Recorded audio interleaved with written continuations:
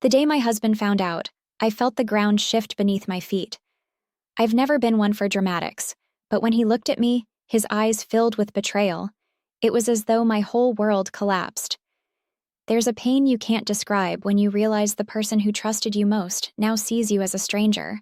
It wasn't just guilt that consumed me. It was fear. Fear of losing him. Fear of the unknown. Fear of what would come next. But nothing could have prepared me for what followed. I remember the moment clearly. He had just come home earlier than expected. My stomach churned when I saw his face. He wasn't angry, not in the way you'd expect. He wasn't yelling or throwing things. That would have been easier to handle. No. He was silent. And in that silence, I heard everything. His disappointment, his heartbreak, his disbelief. I tried to speak, but my words caught in my throat. How do you explain to someone that you've shattered their trust? How do you tell them you didn't mean to hurt them, even though your actions scream otherwise? He didn't stay long. He grabbed his keys, muttered something about needing air, and walked out. My heart raced as I watched him leave. I wanted to run after him, to beg him to stay, but I froze. The house felt unbearably empty without him. I sat there, staring at the door, hoping he'd come back. But he didn't. Hours passed and I couldn't sit still. I kept imagining the worst. What if he didn't come back at all? What if this was it? My mind raced with possibilities, each one more terrifying than the last. Then, my phone buzzed. It was a text, not from him, but from our neighbor, Lisa. Lisa and I had always been friendly, though not particularly close. She was strikingly beautiful, with a charm that made her the center of attention wherever she went. She'd always been kind to my husband. Maybe a little too kind, but I never thought much of it.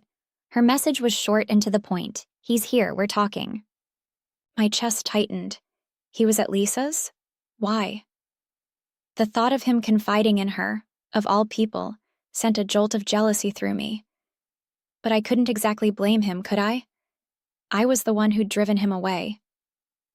I stared at the message, debating whether to respond. Before I could decide, another text came through. Maybe you should let him cool off. It was infuriatingly calm, like she knew she held the upper hand. My imagination ran wild. What were they talking about? Was she comforting him? Was she telling him he deserved better? The hours dragged on, each one heavier than the last. I barely slept that night, my mind plagued with images of them together. I hated how powerless I felt, how my mistakes had opened the door for someone else to step in. The next morning, he still wasn't home. I tried calling, but it went straight to voicemail. The silence was suffocating. When he finally came back, he looked different. Tired, yes, but also distant. He didn't yell, didn't accuse. He just said, "We need to talk." The conversation that followed was excruciating. He wanted to know why, how long, with whom. Each question felt like a dagger, and I answered them all, even though the truth made me feel sick. And then he dropped the bombshell. "Lisa invited me over again tonight," he said, his voice devoid of emotion. "She thinks I need someone to talk to." My stomach dropped. Was he telling me this to hurt me, to punish me, or was he genuinely considering it? "Do you think that's a good idea?" I asked, my voice trembling. He looked at me, his expression unreadable. "I don't know what's a good idea anymore." I wanted to scream, to beg him not to go. But what right did I have? I was the one who had betrayed him. If he needed someone else to lean on, who was I to stop him? That evening, as he got ready to leave, I felt a wave of desperation. "Please," I said, my voice cracking. "Please don't do this." He paused, his hand on the door. "You did this," he said quietly, before walking out. I stood there, frozen, as the door closed behind him. The hours that followed were unbearable. I couldn't focus on anything. Every minute felt like an eternity. I kept checking my phone, hoping for some sign, some clue about what was happening. When he finally came back, it was late. He didn't say much, just went straight to bed. I lay awake beside him, the silence between us deafening. The next few days were a blur of tension and uncertainty. He was civil but distant, like he was here physically but somewhere else mentally. I couldn't take it anymore. Finally, one night, I confronted him. "I need to know," I said, my voice trembling. "What's going on with Lisa?" He looked at me, his eyes filled with a mix of anger and sadness. "Why? So you can feel what it's like to be on the other side?" His words hit me like a slap. I need to know," I whispered. He sighed, running a hand through his hair.